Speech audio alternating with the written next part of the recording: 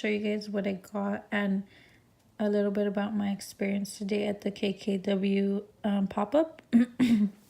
So the first thing I got was the brightening powder. I got the baking powder, a concealer, the 2 brushes, and a cream lipstick. And the brushes come in this bag. And then this is the bag, really pretty packaging. So I waited in line for about 4 hours.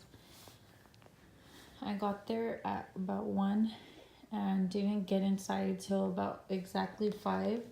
The line wasn't so long, but the line went by really slow. So I keep that in mind.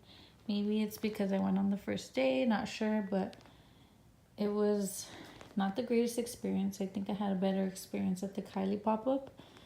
So just keep all of that in mind. The wait is kind of long, but once you get inside, it's really nice. It's really small, but really sleek, and the packaging is really, really nice.